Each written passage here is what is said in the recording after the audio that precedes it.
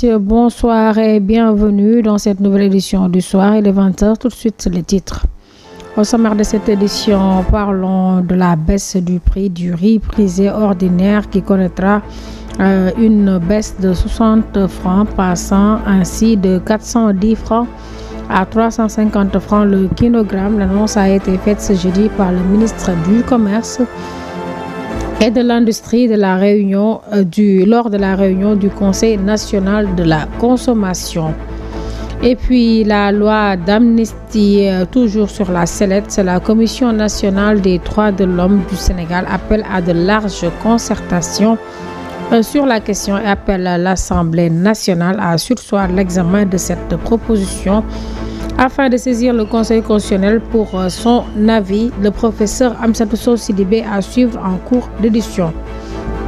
Ce 27 mars marque la journée mondiale du théâtre au Sénégal. C'est un moment pour les acteurs culturels de faire un bilan. Le plaidoyer de Pape Faye, acteur culturel, est à suivre en fin d'édition. Mesdames et messieurs, c'était les titres. Dans un instant, le développement.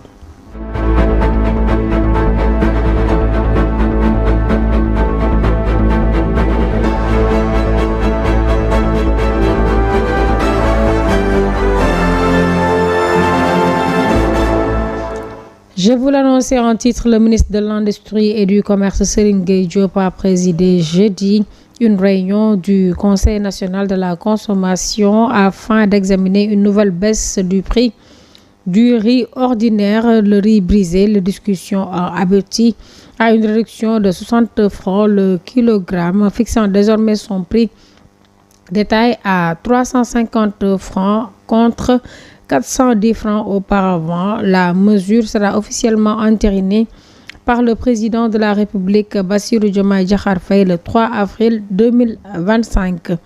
Le ministre Serigne Gueye Diop est au micro d'Aïssatou Ba. Nous étions réunis aujourd'hui à travers la commission justement de concertation sur les prix. C'est aujourd'hui justement l'occasion de proposer un prix qui a été en tout cas accepté de tous. C'est le prix de 350 francs par kilo. Si cela fait donc pratiquement 60 francs de réduction par rapport à janvier, mais je dois attirer l'attention que c'est finalement 100 francs de réduction par rapport au mois de mai. Vous savez que quand on est venu au pouvoir en avril, le prix du riz était à 450 francs. Aujourd'hui, nous avons le plaisir de vous annoncer que le Conseil national de la consommation propose un prix du riz à 350 francs. C'est 100 francs de différence. Depuis 10 ans ou 15 ans, ça n'a jamais été fait au Sénégal. Ça veut dire que c'est 22,5% de réduction. Et je crois que ça veut dire que tout simplement aujourd'hui, le sac de riz qui coûtait pratiquement 22 500 va coûter donc aux alentours de 17 000. Donc c'est une baisse presque de 5 000 francs le sac. Voilà aujourd'hui. Pour les autres questions qui ont été posées relatives aux moyens de contrôle, on a recruté 1000 volontaires. Aujourd'hui, certains ont proposé d'augmenter le nombre par rapport à Dakar et aux autres régions pour pouvoir aller vérifier si les affichages sont faits et si les prix sont respectés. Et je peux vous dire que ces volontaires vont faire le travail. Mais il n'y a pas que les volontaires, il y a aussi les Badjanogor qu'on va mettre aussi voilà, on va les inviter à venir aussi faire ce qu'on appelle le contrôle citoyen. Plus les associations de consommateurs qui vont lancer aussi une application qui s'appelle Yolel qui va permettre à tout moment de pouvoir dénoncer justement des augmentations de prix. Alors c'est après donc certainement l'annonce du président de la République, on ne sait pas encore, sera effectivement en avril. C'est après l'annonce du président de la République qu'on saura cela, mais ce sera à partir de la semaine prochaine. Et puis les importateurs, grossistes et détaillants, après une discussion avec le ministre du Commerce et de l'Industrie sur une proposition de la baisse du prix du riz brisé ordinaire importé, se disent satisfaits et prêts pour l'application des prix proposés par le Conseil national de la consommation. Ils appellent ainsi le gouvernement à plus de mesures pour faire respecter les prix qui seront fixés de tous les niveaux sans exception. Un compte rendu signé Aïssatou Ba. C'est autour d'une discussion, de débat, d'échange d'idées que le Conseil national de la consommation a exposé une grille de propositions de prix pour une baisse de celui du riz brisé ordinaire importé. Cette proposition a été rapidement saluée par les principaux acteurs de cette filière présente à cette réunion. Grand importateur du riz, Abdoul Aziz Ndiaye est tout à fait d'accord avec cette décision du gouvernement. Les prix sont en baisse depuis très longtemps. Les commerçants détaillants et importateurs ont baissé les prix depuis très longtemps. C'est du riz non parfumé indien ou non parfumé thaïlandais, comme on l'appelle du riz ordinaire, à 315 000 à l'import. Le détaillant ne doit pas vendre plus de 350 000, ça veut dire 17 500 francs par sac maximum. Mais si tu achètes moins cher, tu peux vendre moins cher.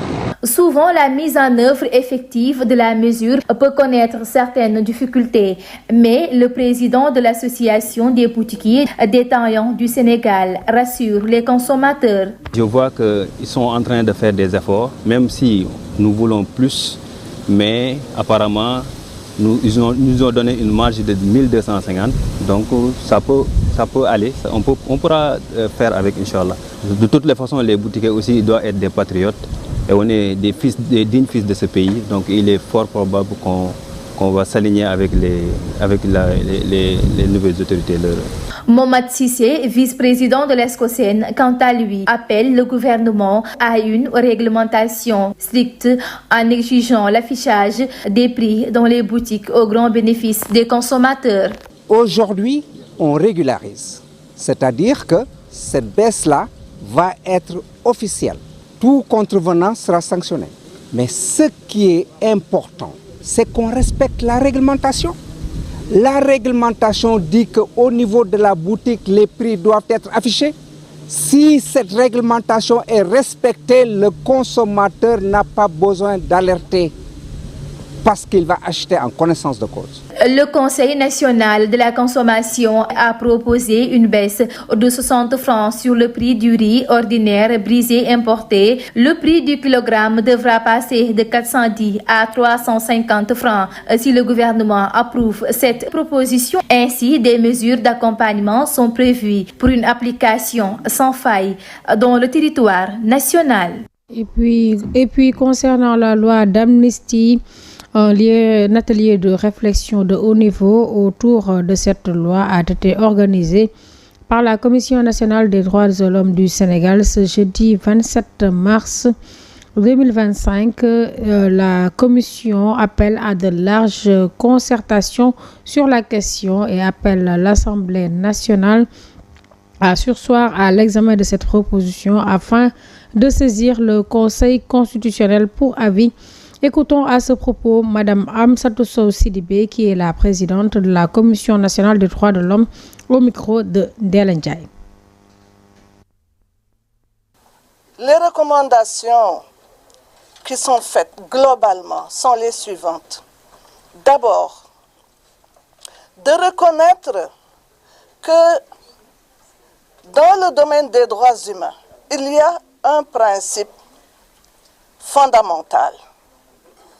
En fait, c'est même une approche, c'est l'approche droits humains qui voudrait que les responsabilités soient toujours situées et que la redevabilité soit une conséquence de la détermination de la responsabilité. La justice doit dire son mot.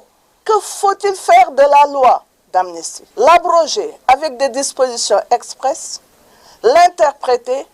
La question ne fait pas l'objet de la réponse, ou les réponses ne font pas l'objet de consensus. Le peuple est séparé sur la question. Voilà pourquoi, dès l'abord, d'emblée, nous avions dit que pour éviter tout désamour, les risques d'un désamour, les risques d'une instabilité, et pour permettre à tête reposée de réfléchir pour voir quoi faire par rapport à cette loi d'amnistie, eh bien, nous avions demandé qu'il y ait une concertation inclusive. Mais il y a d'autres préalables si la loi interprétative doit être passée devant l'Assemblée nationale, une recommandation est la suivante, c'est de soumettre cette loi au Conseil constitutionnel pour qu'elle apprécie. Par contre, le collectif des martyrs des événements de mars 2021, février 2024, en conférence de presse jeudi 27 mars, ont rejeté catégoriquement la loi d'amnistie et réaffirmé leur volonté de voir les responsables traduits en justice. Les membres du collectif ont aussi dénoncé l'émergence de groupes accusés d'instrumentaliser leur cause à des fins lucratives. Écoutons à ce propos Djibril Diaw au micro de Mam Awassal Viendiaï. Nous avons juste 3 points sur lesquels nous allons nous appesantir. C'est d'abord cette loi d'amnistie, la proposition d'abrogation de cette loi d'amnistie introduite au niveau de l'Assemblée nationale par l'honorable député Amadou Ba. Je pense que mon confrère l'a dit tout à l'heure.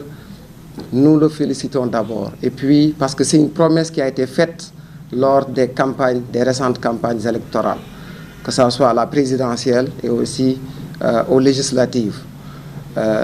Il a notre soutien, il a le soutien de tout le collectif, il a le soutien de toutes les victimes. Parce que je pense quand même qu'ils sont en train de tenir cette promesse-là et lui dire qu'ils y foncent, et que derrière, nous nous attendons à ce que cette loi soit abrogée et que justice soit rendue pour ces familles-là.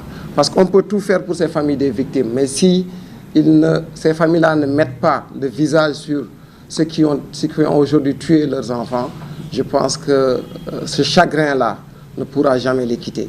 Donc il faut que justice soit rendue. En deuxième lieu, nous allons parler du jugement d'hérédité, parce que quand même il faut que l'administration aujourd'hui facilite aux familles des victimes l'obtention de ce jugement d'hérédité-là. Parce que ce soit aux tribunaux de Matam, aux tribunaux de Ziguinchor, dans la Casamance, que ce soit à Dakar, ça prend du temps. Du dépôt jusqu'à la tenue du procès pour le jugement et jusqu'à l'obtention de ce jugement-là, ça prend vraiment du temps. Et que ce soit au président de la République, M. Bassirou Diomaye Diakhar Faye, que ce soit au Premier ministre, et vraiment tout ce qu'ils pourront, ou bien le ministre de la Justice, qu'il facilite à ces familles-là l'obtention de ce jugement d'hérédité.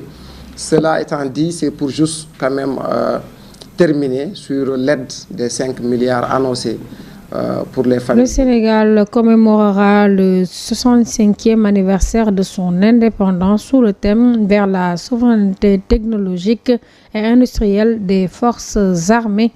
La cérémonie officielle, qui sera présidée par le chef de l'État, se tiendra à la place de la Nation avec une prise d'armes, une remise de décoration et un défilé civil et militaire. Le capitaine Ibrahima Sow, le directeur de la DIRPA, revient sur la préparation de l'événement. Et puis le commandant aussi Clément Nassalan de la zone militaire 1 a dévoilé les détails de cette cérémonie emblématique au micro de Mansour Diassé. Maître d'œuvre principal d'un défilé de cette nature-là, c'est un défi énorme. Et je l'appréhende avec beaucoup d'humilité d'abord, sachant que je ne suis pas seul dans ce travail. Il y a énormément, une équipe énorme qui est derrière et qui depuis, j'allais dire, 4 semaines, qui est vraiment à pied d'œuvre, qui travaille sur le terrain avec plusieurs réunions de coordination. Et pour l'instant, on peut être rassuré au regard de ce qui a été montré par l'ensemble des participants justement dans les préparations, mais aussi de la répétition du défilé civil qui a eu lieu le samedi dernier à l'aéroport militaire de Yoff, montre qu'effectivement nous sommes sur la bonne voie. Également sur la préparation du lieu du défilé, peut-être que vous l'avez déjà constaté au niveau du boulevard, il y a un travail qui est en train d'être fait avec les différents acteurs, les différents partenaires. Le boulevard est en train de changer de visage et ce processus va se poursuivre jusqu'à la veille du défilé. Et je crois que l'ensemble des forces, ce n'est pas seulement effectivement au niveau de Dakar, il y a des préparatifs qui se font au niveau des régions. Modernisation de l'état civil, l'Agence nationale de l'état civil et Khalidou Koulibaly, le capitaine de l'équipe nationale des Lions, ont par ailleurs président fondateur de l'association Capitaine au Cœur, ont signé une convention de partenariat ce mercredi 26 mars. Ce contrat vise à officialiser le rôle de Koulibaly en tant qu'ambassadeur de l'état civil dans la sensibilisation sur l'importance de l'état civil. Un compte rendu signé Amsatou Gano. Dans le cadre de la promotion et la modernisation de l'état civil, l'Agence nationale de l'état civil et l'ambassadeur de l'état civil Kalidou Koulibaly ont paraphé un contrat. L'objectif visé est de mener des actions de communication et pour encourager chaque Sénégalais à acquérir les documents administratifs relatifs à l'état civil dans des délais appropriés. Aujourd'hui, ce qui nous réunit, c'est une cérémonie de signature de convention de partenariat entre l'Agence nationale de l'état civil et l'association de Kalidou Wagué, Lion du Cœur, qui va permettre de mobiliser les énergies et toutes les parties prenantes afin d'aller vers l'enregistrement universel. Bon nombre de Sénégalais rencontrent des problèmes relatifs à l'état civil, en l'occurrence dans le domaine du sport, où les jeunes talents sont confrontés aux mêmes difficultés, c'est ce qui freine souvent leur carrière. Ainsi, pour Kalidou Koulibaly, ce choix de partenariat est dicté par deux raisons. Ce qui m'a poussé à signer ce partenariat, c'est un sentiment d'appartenance au Sénégal. C'est un projet qui me tient à cœur, un projet qui peut faire avancer aussi le Sénégal. On sait que c'est très important dans notre domaine sportif d'avoir un état civil très complet et très détaillé. Vous savez, on a eu beaucoup de joueurs qui ont eu des problèmes dans le football. Pour pousser aux Sénégalais à déclarer les événements, à savoir la naissance, le mariage et les décès, l'Agence nationale de l'état civil a mis en place une application à travers laquelle les citoyens peuvent envoyer les demandes sans se déplacer. Avec la dématérialisation, depuis votre domicile, vous pouvez avoir un acte dématérialisé. Comment? En faisant une demande à travers la plateforme et que l'officier qui reçoit la demande au niveau du centre d'état civil traite et l'envoie via des canaux sécurisés. Avec la promotion et la modernisation de l'état civil, la fraude documentaire et les problèmes de documents administratifs seront aux oubliettes. Et puis ce 27 mars qui marque la journée mondiale du théâtre, je vous l'annonçais en titre au Sénégal, c'est un moment pour les acteurs culturels de faire un bilan. Pour Pape Faye, acteur culturel, le théâtre a besoin d'être accompagné et d'être revalorisé, mais aussi d'être protégé par les acteurs. Il est joint au téléphone par Abdoulaye. Chaque année, du 27 mars, les acteurs des arts de la scène célèbrent cette journée. D'ailleurs, il est arrivé qu'en 1983, je crois, un Sénégalais a été désigné justement pour rédiger le message international de la journée mondiale du théâtre. C'était Feu Amadou Matambo, qui fut directeur général de l'UNESCO, qui a été d'ailleurs un des rares directeurs généraux à avoir été reconduit par 2 fois à la tête de cette grande institution onusienne. Alors, c'est justement pour régler les problèmes des acteurs de la scène, pas seulement des comédiens, mais également des metteurs en scène, des techniciens de théâtre, des dramaturges, etc.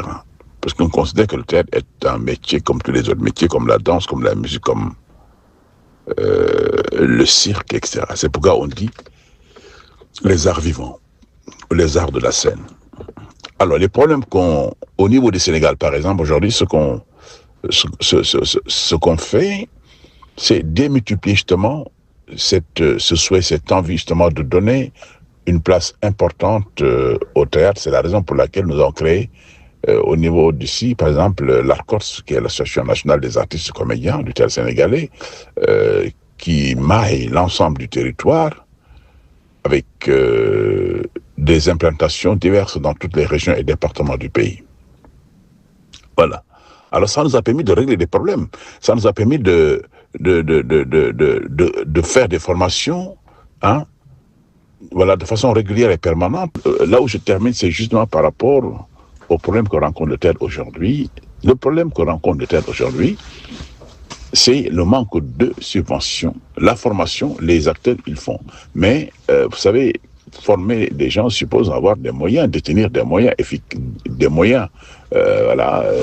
corrects pour prendre en charge toutes ces questions liées à la formation, puisqu'il faut payer le formateur, voilà, il faut restaurer, il faut régler les questions de déplacement, il faut créer des spectacles à la suite. Et créer un spectacle, ça suppose qu'il faut un budget important, parce qu'il faut le décor, il faut les costumes, il faut etc.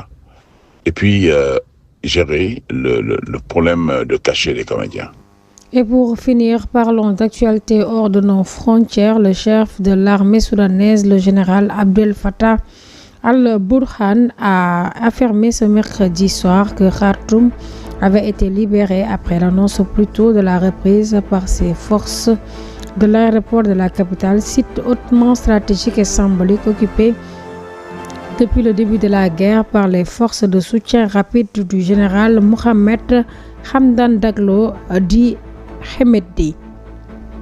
Mesdames et messieurs, voilà, c'était tout pour ce 20h. Merci de l'avoir suivi et bonne suite des programmes sur Global Télévision. Bon Ramadan.